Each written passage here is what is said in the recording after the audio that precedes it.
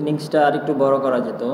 হ্যাঁ, আমরা একটা ভালো পজিশনে ছিলাম, বাট ওইখান থেকে একটু হয়তো আমরা একটু পিছিয়ে আসি। তাও আলহামদুলিল্লাহ যা হয়েছে, ইনশাল্লাহ হয়তো বা কালকের দিন আছে, তো ব্যাটসম্যান মিরাজও আছে, আশা করি একটা ভালো পার্টনারশিপ হলে ইনশাল্লাহ আমরা খুব আগে থাকবো।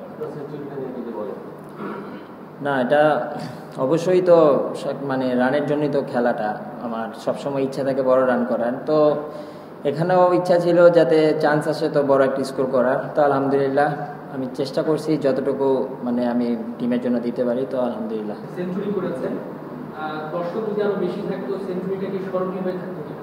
আক্ষেপ আছে কোনো দর্শক নিয়ে? না, এমন কোনো আক্ষেপ নাই।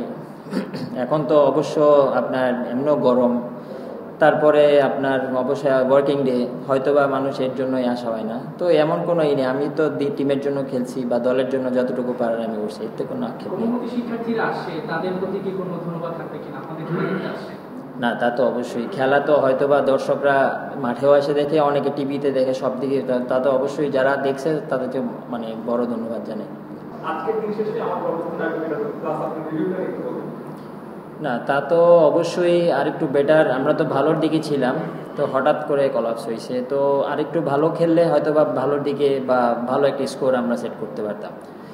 আর লাইক বিফোরেরটা যেটা হয়েছে ওটা হয়তো বা আমার কাছেও বা শান্তর কাছেও মনে হয়েছে এটা হিটিং, যার কারণে বাট আনফর্চুনেট আম্পায়ার্স কল, তো কিছু হাতে নেই আমাদের মানে খেলা যেরকম আমরা মানে ভালোর দিকে ছিলাম, তো আমার কাছে মনে হয় 3টা উইকেট একটু বেশি হয়ে গেছে, বা আমরা হয়তো বা যদি ওই উইকেটগুলো না হইতো তাহলে অবশ্যই আমরা 100 রান প্লাস লিডে থাকতাম। মিরাজ আর তাইজুল ভাই আছে, তো ওরা দুজনই ভালো ব্যাটিং করে, তো আশা করি ওদের থেকে যদি একটা ভালো পার্টনারশিপ হয় তো অবশ্যই ওইটা আমাদের মানে খুব ভালোর দিকে নিয়ে যাবে।